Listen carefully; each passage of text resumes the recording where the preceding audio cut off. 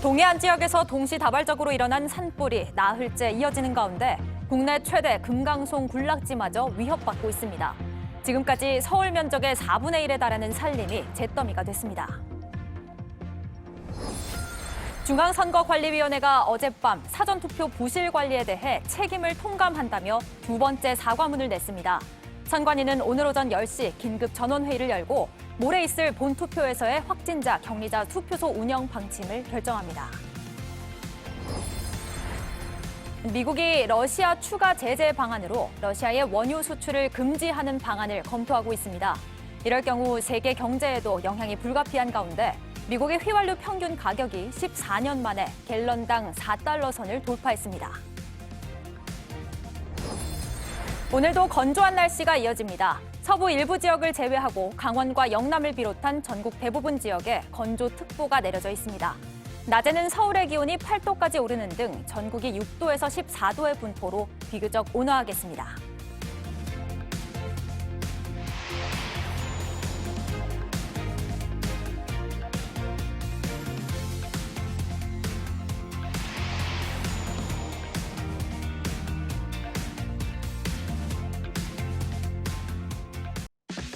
시청자 여러분 안녕하세요. 설레는 하루를 만드는 습관 아침엔입니다.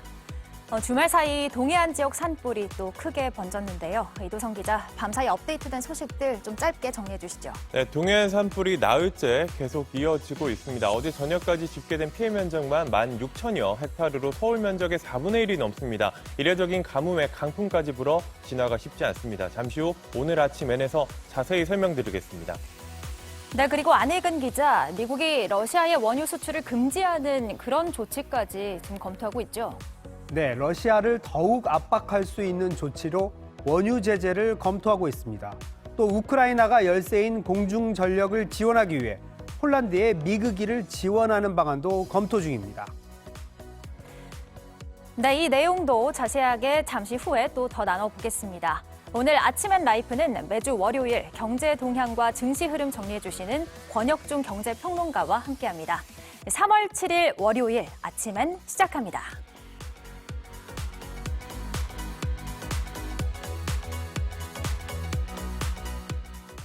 건조한 날씨 속에 동해안 지역에서 동시다발적으로 일어난 산불이 나흘째 꺼지지 않고 있습니다. 바람 방향도 수시로 바뀌어서 소방당국을 애태우고 있는데요. 수령이 200년 넘은 노송 8만여 그루가 있는 금강송 군락지 근처까지 위험한 상황을 맞고 있습니다. 먼저 조소희 기자가 전해드립니다. 희뿌연 연기 속으로 진화 헬기가 들어갑니다. 이미 재로 까맣게 변해버린 땅, 아직 살아남은 불씨가 꺼질 줄을 모릅니다. 벌써 나흘째입니다. 그제는 바람의 방향이 갑자기 북서풍에서 북동풍으로 바뀌면서 주 불을 미처 잡지 못했습니다. 바람 방향이 바뀌어서 지금 산불 상황이 북진하다가 지금 남진으로 지금 상황이 바뀌었습니다. 불길은 금강송이 모여있는 경북 울진읍 소광리 군락지에 근접했습니다. 소광리는 2,200헥타르의 면적에 수령이 200년이 넘은 노송 8만 그루가 있습니다. 특히 수령이 520년에 달하는 보수 2그루를 포함해 수령 350년의 미인송도 1000여 그루나 있습니다. 특히 이쪽 소광리 군락지가 있는데 300년, 400년 된 금강송 지역이어서 여기 보물 같은 곳인데 이쪽이 위협을 받고 있습니다. 그래서 이쪽으로 넘어가면 안 되기 때문에 여기에 총력을 다하고 있고요. 국보급 보물이 있는 불영사까지 확산하지 않을까 우려되고 있습니다. 산림당국은 간밤에도 36번 국도에 방어선을 치고 밤샘 진화 작업을 이어갔습니다. 지금까지 산림 1만 6천여 헥타르가 잿더미가 됐습니다. 서울 크기의 4분의 1에 달합니다. 시설물 피해도 이어져 강원 동해에서만 63곳, 경북 울진도 38곳이 불에 탔습니다. 천여 명의 주민이 임시 주거 시설로 대피했습니다. 피해가 집중된 울진과 삼척 지역은 특별 재난 지역으로 선포됐습니다. 경상북도와 울진군은 화재로 집을 잃은 주민들을 위해 임시 조립주택 100곳을 건립할 계획입니다. JTBC 조소입니다. 네, 동해안 산불 관련 소식 오늘 아침엔에서 이도성 기자와 함께 좀 더 자세하게 알아보겠습니다. 이도성 기자, 나흘째 불이 꺼지지 않고 있는데요. 현재 산불 피해 상황 먼저 좀 정리해 주시죠. 네, 현재 산불 피해 지역은 크게 5곳입니다. 이 발화 지점을 기준으로 경북 울진과 강원도 강릉, 동해, 영월, 그리고 대구 달성입니다. 이 가운데 경북 울진에서 시작한 불은 67시간이 넘도록 잡히지 않고 있습니다. 소방 인력과 공무원 등 1,800여 명을 투입해 진화 작업을 벌이고 있지만 진화율은 40%에 그치고 있습니다. 대대적인 진화 작업이 펼쳐진 강릉과 동해 산불도 진화율은 50% 정도입니다. 앞서 리포트에서도 보셨지만 산림청이 추산한 이번 산불 동해안 일대 피해 면적이 어제 오후 6시까지 16,775헥타르로 추산됩니다. 서울 면적의 4분의 1이 넘습니다. 1986년 산불 피해 면적 집계를 시작한 이후 역대 두 번째 피해 규모입니다. 지난 2000년 4월 강원 고성과 경북 울진 일대 2만 3천여 헥타르를 태웠던 동해안 산불 다음으로 22년 만에 가장 큰 피해입니다. 문재인 대통령은 울진 삼척 일대를 특별 재난 지역으로 선포했습니다. 산불로 특별 재난 지역을 선포한 건 역대 4번째입니다. 피해 주택 복구비 일부를 국비로 지원하고 생활안정지원금 지원과 지방세 등 납부 유예 등 간접 지원도 이뤄집니다. 강릉 동해 지역은 선포를 검토하는 중입니다. 네, 강원도는 아무래도 관광지 또 문화재가 많이 있는 지역이라 그 피해가 더 크지 않을까 싶습니다. 네, 관광지 가운데는 묵포항의 피해가 컸습니다. 별장과 펜션을 비롯한 주택 60여 채가 불에 탔고 이 묵포항과 망상 해변 사이에 있는 강원도 기념물 제13호인 이달산 봉수대도 피해를 봤습니다. 아직 추가 피해는 확인되지 않았지만 불이 옮겨 붙는 걸 방지하기 위해 피해 예방 조치를 하고 있습니다. 보물로 지정된 신라시대 사찰 울진 불영사는 주변에 물을 뿌리고 소방차를 대기시켰습니다. 보물 영산화 회상도와 경북 유형문화재 신중퇴가는 다른 곳으로 이송할 예정입니다. 울진 월계서원에서 보관하던 국보, 장양수 홍패를 수장고로 옮기기도 했습니다. 앞서 2005년 양양 산불 당시엔 유형문화재인 낙산사가 불에 붙어서 대웅전 등이 잿더미가 됐고요. 보물로 지정된 동종도 소실됐습니다. 그런데 이런 와중에 산불 피해 지역에서 빈집 털이를 하다가 붙잡힌 사람이 있다고요? 네, 40대 여성 A씨입니다. 이 A씨는 울진 지역에 산불이 났다는 소식을 접하고는 홀로 버스를 타고 피해 지역에 들어왔습니다. 주민 대피령이 내려진 상태에서 주택 2곳을 돌면서 물건을 훔치려다가 붙잡혔습니다. A씨는 자원봉사를 하러 왔다고 속이고 빈집을 돌아다니다가 집주인이 범행 현장을 목격하면서 덜미를 잡혔습니다. 경찰은 A씨를 야간 주거 침입절도 혐의로 구속영장 신청하고 유사범죄가 발생하지 않도록 순찰을 강화하고 예방 활동을 벌이겠다고 했습니다. 앞서 강원 강릉 지역에서 토치를 이용해 산불을 낸 혐의를 받는 60대 B씨에 대해서는 법원이 구속영장을 발부했는데요. 지난 5일 새벽 가스 토치 등으로 자택과 빈집에 불을 지른 B씨는 주민들이 오랜 기간 나를 무시해왔다며 진술하고 범행을 시인했습니다. B씨가 낸 불은 사흘째 꺼지지 않고 있습니다. 아이고, 아무래도 빨리 꺼져야 할 텐데 이럴 때 비라도 좀 내려준다면 좀 도움이 될 텐데 비 소식은 없습니까? 네, 아쉽게도 당분간 비는 내릴 것 같지 않습니다. 기상청은 오는 주말에야 비가 올 것으로 보고 있습니다. 영동과 영남 지역엔 건조 경보가 계속되고 있고 수도권과 충청, 전남에도 건조주의보가 내려졌습니다. 전국이 바짝 마르고 있는 모양새인데요. 사상 유례 없는 겨울 가뭄이 산불 피해를 키웠다는 분석이 나오고 있습니다. 보통 대형 산불은 4월에 많이 발생하는데 이번에는 그 시기가 앞당겨진 데다 규모도 커지고 있습니다. 최근 3개월 동안 전국 평균 강수량이 평년 대비 15%도 미치지 못했기 때문입니다. 특히 강원 동해안은 2월에 많은 눈이 내리곤 했지만 올해는 이틀 동안 3.4cm가 내리는데 그쳤습니다. 부족한 수분에 나무와 낙엽이 바짝 마른 상태에서 불이 붙자 산불이 걷잡을 수 없이 커져 쉽게 사그라들지 않고 있습니다. 당분간은 계속 건조하다고 하니까 또 다른 불도 조심을 해야 될 것 같습니다. 네, 잘 들었습니다. 이도성 기자. 20대 대선 사전투표율이 36.93%라는 역대 최고치를 기록한 가운데 사전투표 부실 관리가 대선 막판 뇌관으로 떠오르고 있죠. 중앙선거관리위원회는 어젯밤 10시 실태조사 결과 드러난 문제점들을 줄줄이 늘어놓으며 두 번째 사과를 했는데요. 선관위는 오늘 긴급 회의를 열고 이틀 뒤 본 선거에 대비한 운영 방침을 결정하기로 했습니다. 유미애 기자입니다. 중앙선거관리위원회는 어젯밤 10시 거듭 죄송이라는 제목의 입장문을 냈습니다. 오전 9시 40분쯤 첫 사과문을 발표한 데 이어 12시간여 만에 두 번째 사과를 한 겁니다. 이날 2차 사과는 문재인 대통령이 유감을 표명하며 중앙선관위가 그 경위를 국민이 납득할 수 있도록 상세하고 충분히 설명할 필요가 있다고 밝힌 지 5시간여 만에 나온 겁니다.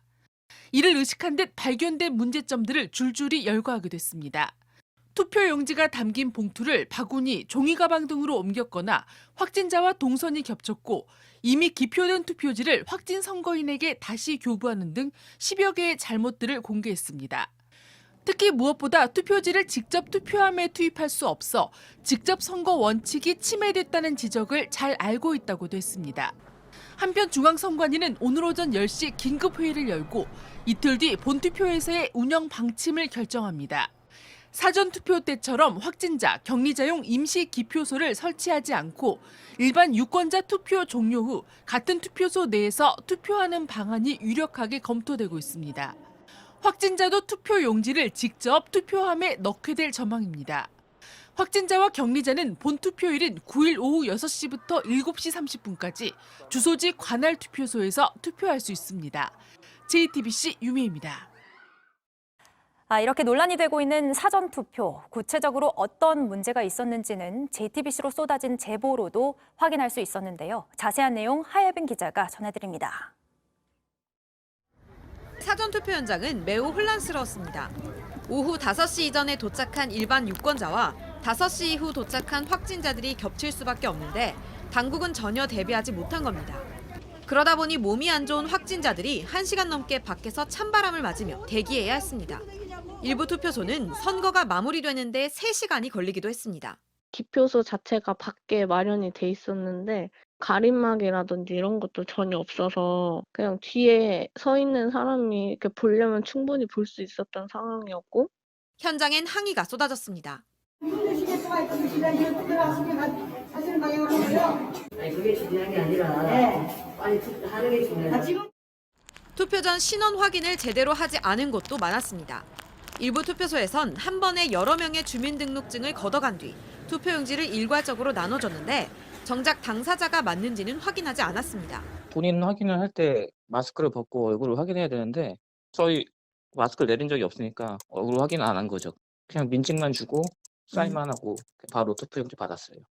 유권자가 직접 자신의 투표용지를 투표함에 넣을 수 없었다는 점도 문제가 되고 있습니다. 확진자들이 투표를 마치면 각자 별도의 봉투에 넣어 따로 모은 뒤 나중에 선거사무원이 한꺼번에 투표함에 넣도록 했다는 겁니다.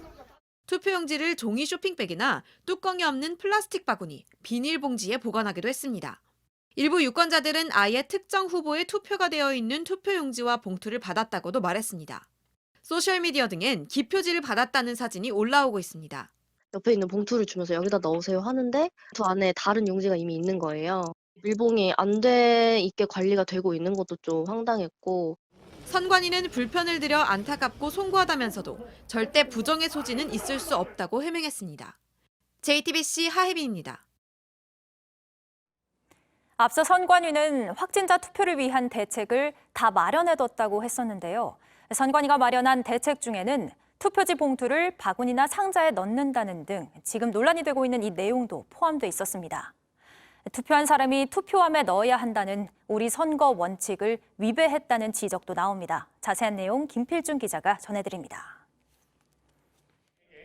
지난달 14일 국회에선 공직선거법 개정안이 통과됐습니다. 대선 당일 투표 시간을 연장하는 등 코로나19 확진자의 투표권을 보장하기 위한 내용이 담겼습니다. 이에 선관위는 급히 대책 마련에 나섰습니다. 제목은 투개표 특별관리 대책. 취재진은 해당 내용 전부를 파악했습니다. 먼저 코로나 확진자 등이 이용할 임시 기표소에 후보자별 참관인을 두고 확진자 등이 본인 확인서를 작성한다는 내용이 담겼습니다. 문제는 투표지를 투표함에 넣는 과정입니다. 확진자 등이 제출한 투표지 봉투를 투표함이 아닌 참관인이 볼 수 있는 바구니나 상자에 담는다고 적혀 있습니다. 임시기표소는 본투표소와 야외 등으로 분리된 상황. 본투표소에서 투표가 진행되기에 투표함을 이동할 수 없고 새로운 투표함을 만드는 건 현행법상 불가능하기 때문입니다.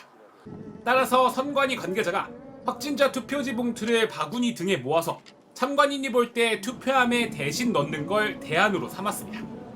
하지만 공직선거법에는 투표한 사람이 투표함에 넣어야 한다고 적혀 있습니다. 이에 대해 선관위는 법 개정 이후 신설된 선관위 규칙을 따랐다고 설명했습니다. 해당 규칙은 격리자 투표를 위해 임시 기표소 등 필요한 조치를 해야 한다는 내용으로 어느 정도 선관위의 재량권을 인정한 것으로 보입니다.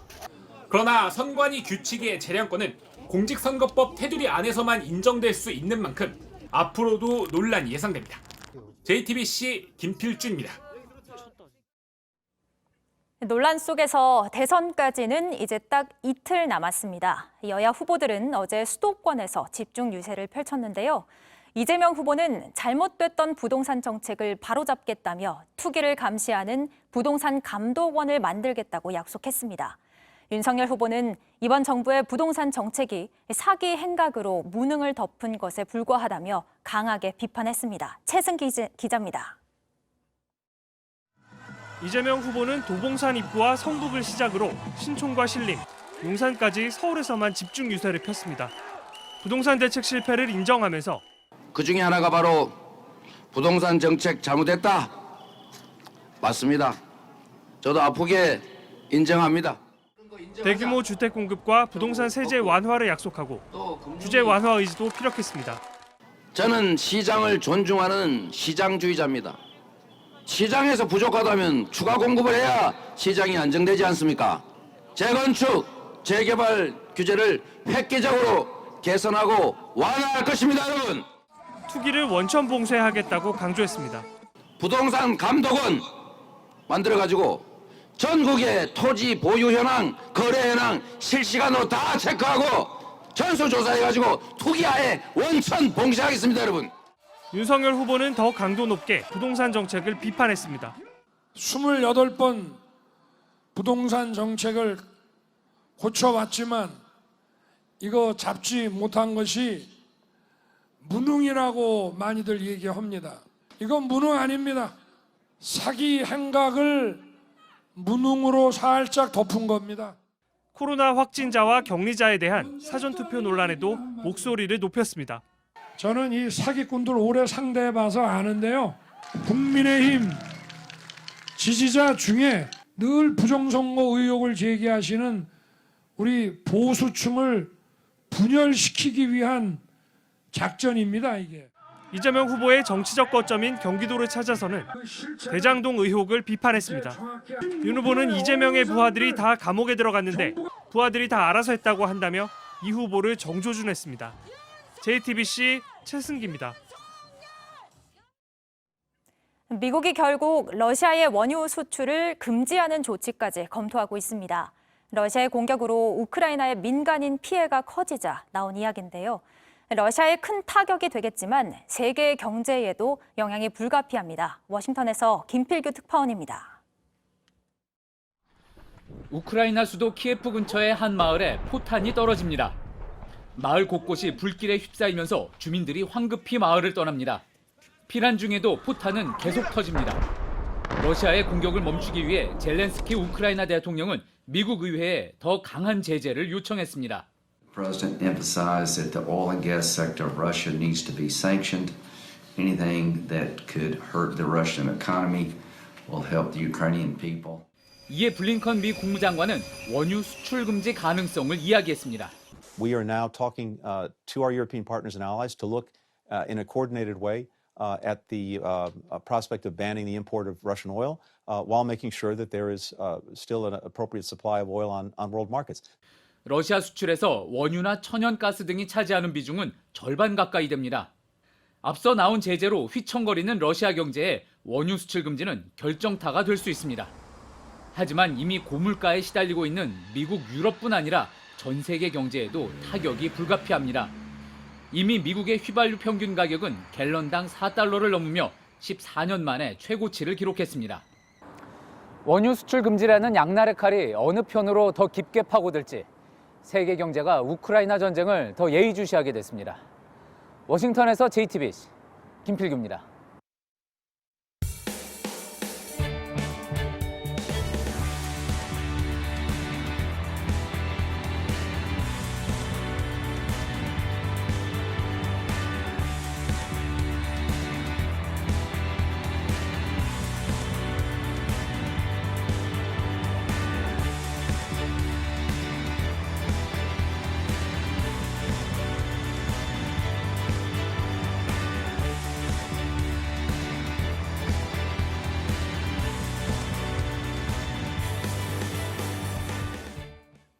네, 방금 전해드린 것처럼 러시아에 대한 제재 수위가 계속 높아가고 있습니다. 아침엔 월드에서 우크라이나 상황 좀 더 자세하게 짚어보겠습니다. 국제외교안보 심층 취재를 맡고 있는 안혜근 기자 만나보겠습니다.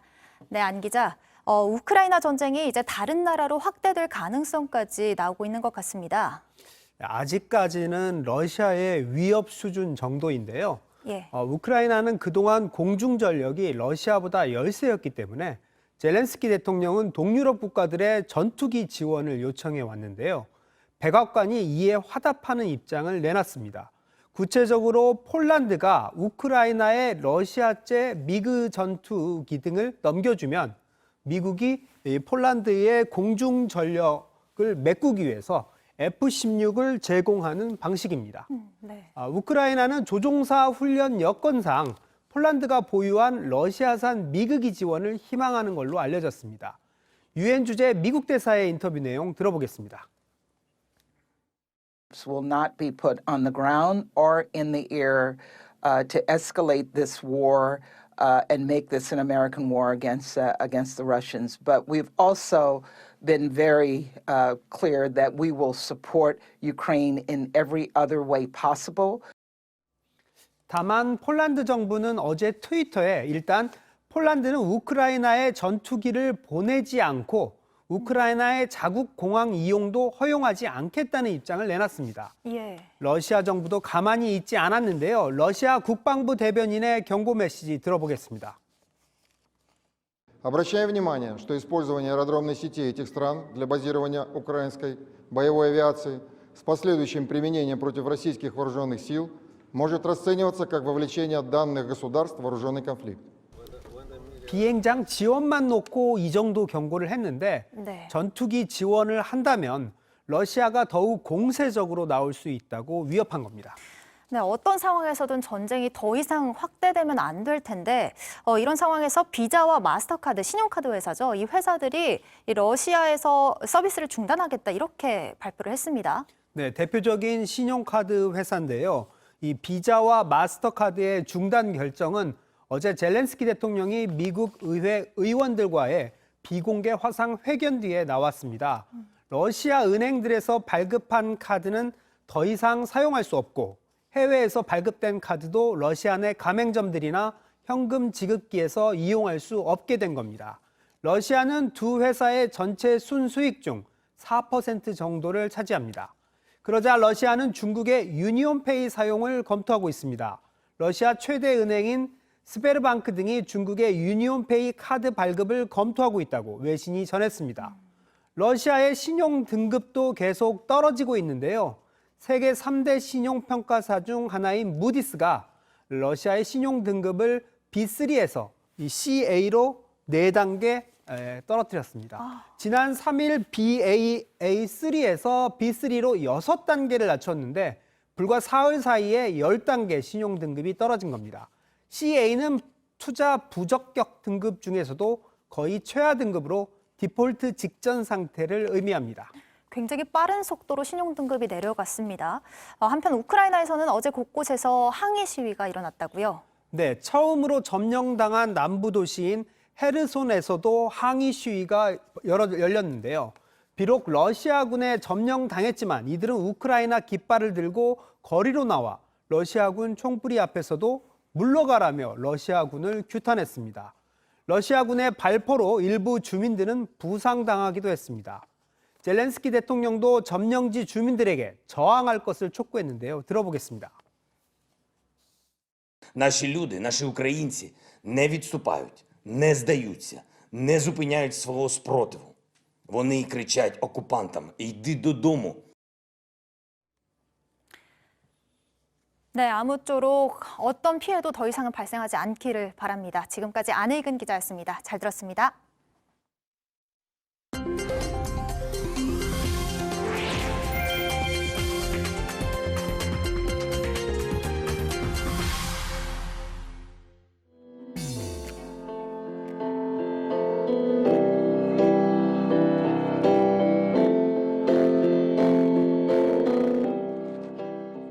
우크라이나와 폴란드 국경에서 평화의 메시지를 담은 피아노 소리가 울려 퍼집니다. 따뜻한 위로에 사람들은 감동의 박수를 보냅니다. 우크라이나 리비우 역에서도 탈출하려는 군중 속에서 한 여성이 피아노를 연주합니다. 이렇게 우크라이나 곳곳에 피난민들을 위로해주는 피아노맨들이 등장했습니다. 연주는 이 어린 소년으로부터 시작됐습니다. 공습 직후 러시아군이 들이닥치고 있다는 소식에 텅 비어버린 호텔에서 덤덤히 건반을 두드리는 모습이죠. 이후 곳곳에서 피아노 연주가 이어지고 있는데요. 전쟁이 빨리 끝나길 바라는 희망을 담아 피아노를 연주하는 모습에 많은 사람들이 위로를 받고 있습니다. 우크라이나의 한 남성이 자신의 소셜미디어를 통해 방송을 하고 있습니다.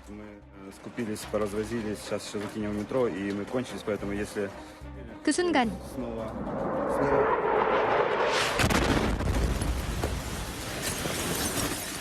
남성이 서 있던 건물에 러시아군이 쏜 미사일이 날아와 꽂혔습니다. 남성은 혼비백산 달아나 지하로 몸을 피하는데요. 사방으로 튀는 파편이 당시 위급했던 상황을 고스란히 보여줍니다. 다행히 남성은 다친 곳 없이 집으로 돌아갔지만 공격을 받은 도시 하르키우에는 이후에도 미사일 공격이 계속 이어져 수십 명의 사상자가 나왔습니다. 갈색 털을 가진 강아지들 사이에 눈에 띄는 한 녀석. 녹차 가루라도 뒤집어 쓴 걸까요? 캐나다의 한 마을에서 녹색 털을 가진 강아지가 태어났습니다. 모습이 꼭 영화 슈렉에 나오는 피오나 공주 같아서 이름도 피오나라고 붙여졌는데요. 이날 태어난 7마리 불독 중 피오나만 녹색 털을 가지고 태어났습니다. 이유는 어미의 태반으로부터 초록색 쓸개즙 색소의 영향을 받았기 때문이라는데 색소는 점차 빠지고 곧 형제들처럼 갈색 털을 갖게 된다고 하네요. 지금까지 제나가 전해드렸습니다. 러시아가 우크라이나 공격을 다시 시작한다고 밝히자 이웃나라로 탈출하는 피난민들의 행렬은 더 길어지고 있습니다. 특히 어린 아기들이 추위와 고된 여정에 지쳐 부모 품에서 잠든 채 국경을 넘는 모습이 자주 목격되고 있는데요. 우크라이나와 폴란드 국경 검문소에서 김지아 기자가 전해왔습니다. 아기를 안고 우크라이나 국경을 건너오는 가족. 걸음이 느린 노모는 국경 너머 폴란드에서 기다리고 있던 가족이 반갑게 맞아주자 끝내 울음을 터뜨립니다. 국경을 넘어온 걸 아는지 모르는지 아기는 품에 안겨 자고 있습니다. 우크라이나와 폴란드 국경 검문소엔 가족의 품에 안겨 자고 있는 아기들을 곳곳에서 볼 수 있습니다. 어머니가 짐 정리를 하는 동안 형의 품에 안겨 자고 있는 이 아기는 태어난 지 15개월밖에 되지 않았습니다. 16, yes, and one here.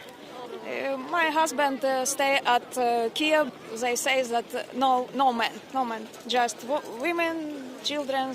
At Kiev stay my mom. She is very old and she don't want because it's very hard here this bomb when house scared about children, about elders. 인터뷰 내내 잠을 자고 있던 아이와 함께 이리나의 가족은 폴란드의 수도 바르샤바로 이동하기로 했지만 그 이후는 어떻게 해야 할지 아직 모르겠다고 했습니다. 남성들이 나라를 떠나지 못하게 되면서 국경은 이처럼 아이들과 여성 가족들로 붐빕니다. 제 뒤로 보이는 우크라이나 국경을 넘어 폴란드로 넘어오려는 피난민들이 줄을 지어 서 있습니다. 러시아의 침공 이후 우크라이나를 탈출한 피난민은 약 140만 명. 끝날 기미가 없는 전쟁에 그 행렬은 더 길어지고 있습니다. 우크라이나와 폴란드 국경에서 JTBC 김지아입니다. 불길이 타오르는 산속에서 곡괭이와 호스를 들고 사투를 벌이는 산불 재난 특수진화대원들. 헬기가 물을 뿌릴 때 이분들은 산을 타며 두 손으로 불을 끄고 있는데요. 헬기도 뜨지 못하는 밤사이 민가를 위협한 불길이 사그라든 데에는 이분들의 헌신이 있었습니다. 서준석 기자가 이들의 하루를 담아왔습니다. 강원도 동해시 백봉영북은 매캐한 연기가 능선을 가득 메웠습니다. 현대 공중전에도 육군이 꼭 필요하듯 헬기가 물을 길어 나를 때 땅에서 불과 부딪혀 싸우는 이들이 있습니다. 산림청 소속 산불재난 특수진화대입니다. 예, 인도 쪽으로 들어가겠습니다. 철조망을 자르고 그 위를 뛰어넘습니다. 언뜻 봐도 70도 넘는 경사를 성큼성큼 올라갑니다. 산속을 누비는 이들에게 발 닿는 곳은 모두 길입니다. 불이 붙은 현장은 가만히 서 있기도 힘든 경사로입니다. 약 10kg가량 되는 가방을 들쳐매고 곡괭이를 지팡이 삼아 불길로 향합니다. 물을 뿌리고 흙으로 덮어보지만 하얀 연기는 계속 새어나옵니다. 마스크 위에 방독면까지 썼지만 정화통까지 스며드는 잿더미는 그냥 참아야 합니다. 처음에는 좀 두렵고 무섭기도 했지만 산림 소방관으로서 자부심 긍지를 가지고 일을 하고 있습니다. 변덕이 심한 바람은 불씨를 이곳저곳으로 옮겼습니다. 다 꺼진 것 같았던 불도 뒤돌아보면 다시 타오르고 있습니다. 언제 어떤 상황이 터질지 몰라 대원들은 쪽잠을 자야 했고 잠은 잘 주무셨어요? 다 합쳐서 3일 동안 한 6시간 정도? 밥을 먹다가도 출동하기 일쑤였습니다. 가족과는 잠시 떨어져 있어야 했습니다. 연락할 게 없는 것 같아요. 그래서 불 끄고 왔다 갔다 오고 핸드폰도 이제 다 건전지가 다 돼갖고. 울진과 삼척 그리고 강릉까지 불만 쫓아 다닌 이들의 3일. 그 사이 얼굴과 마스크는 검게 그을렀고 몸에는 상처가 남았습니다. 눈 밑이나 얼굴, 팔뚝에는 잔상처럼 다들 많이 가지고 있습니다. 누군가 알아주지는 않아도 그저 묵묵하게 주어진 일을 할 뿐입니다. 젊은 대원들도 그렇고 모두가 좀 한마음 드실 겁니다. 주문 피해가 좀 최소화되고 하루속히 빨리 진화가 되어서 좀 안정적인 생활이 되었으면 좋겠다. 불길이 다소 주춤하고 민간인의 피해가 최소화된 배경엔 이렇게 온몸으로 막아선 대원들이 있었습니다. JTBC 서준석입니다. 월요일 아침 앤 라이프 권혁중 경제평론가와 함께 이번 주 경제 동향과 증시 흐름 살펴보겠습니다.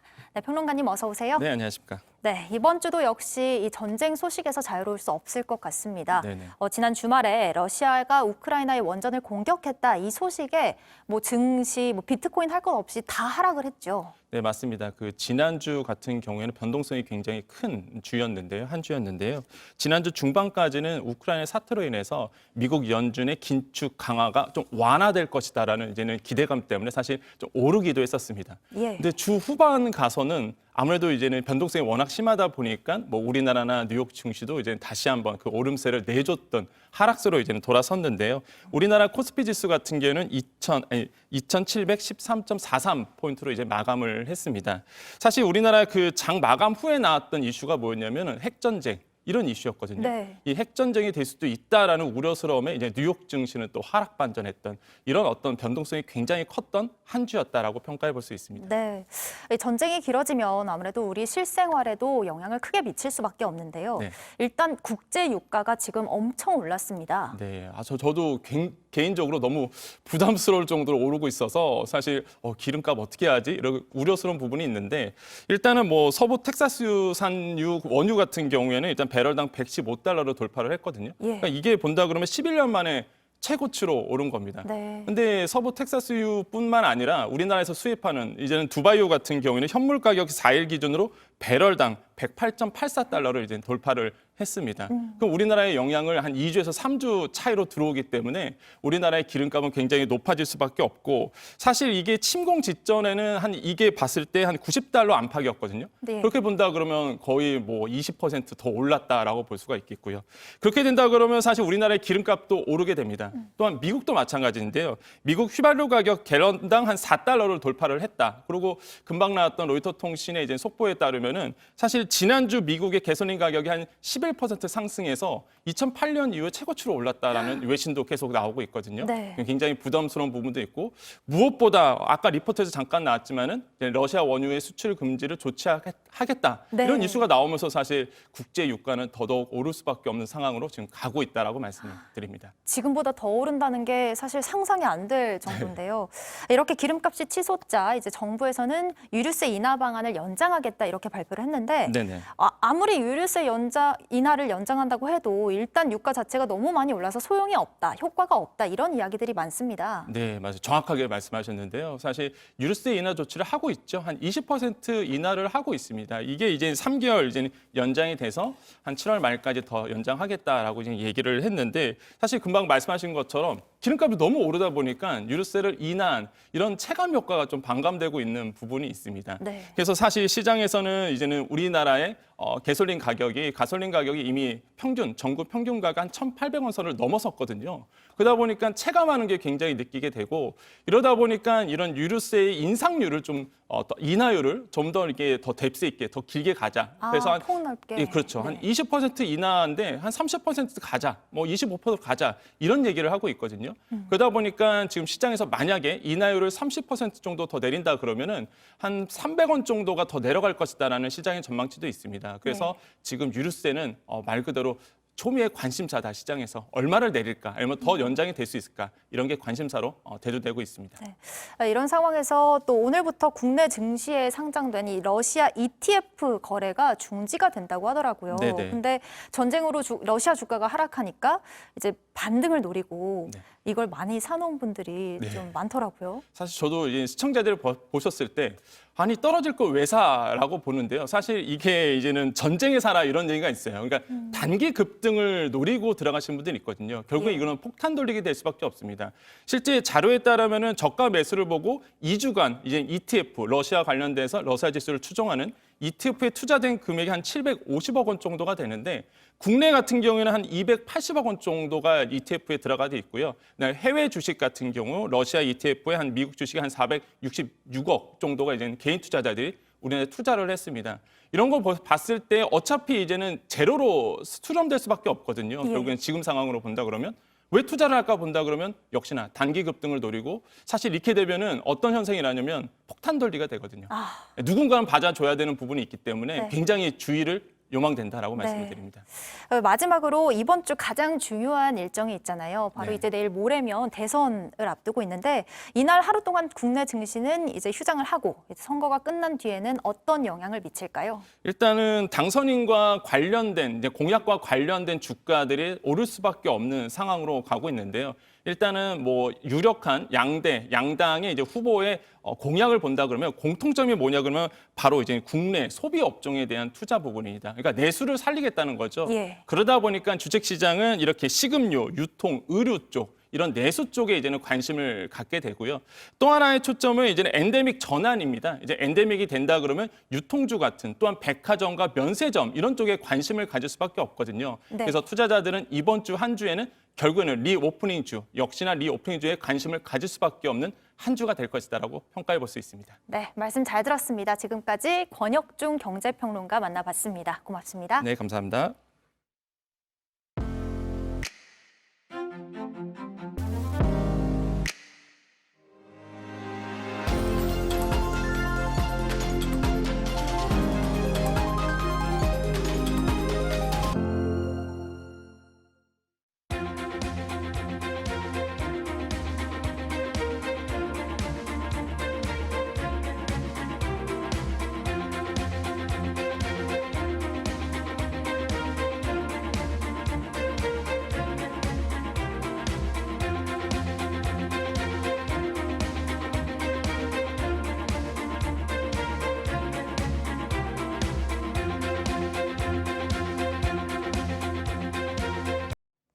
끝으로 날씨입니다. 비가 흠뻑 내리길 바라는 마음이지만 오늘도 건조한 날씨가 이어집니다. 서부 일부 지역을 제외하고 강원과 영남을 비롯한 전국 대부분 지역에 건조특보가 내려져 있습니다. 다행히 바람은 약해지는 추세지만 오늘도 불씨 관리에 주의하셔야겠습니다. 아침 기온은 서울 영하 2도, 춘천 영하 7도 등 춥겠지만 한낮엔 기온이 빠르게 올라 서울의 낮 기온 8도, 광주와 대구 13도 등으로 온화하겠습니다. 저희가 준비한 소식들 여기까지입니다. 아무쪼록 산불과 전쟁의 피해가 더 커지지 않기를 바랍니다. 함께해 주신 여러분 고맙습니다. 아침엔 JTBC.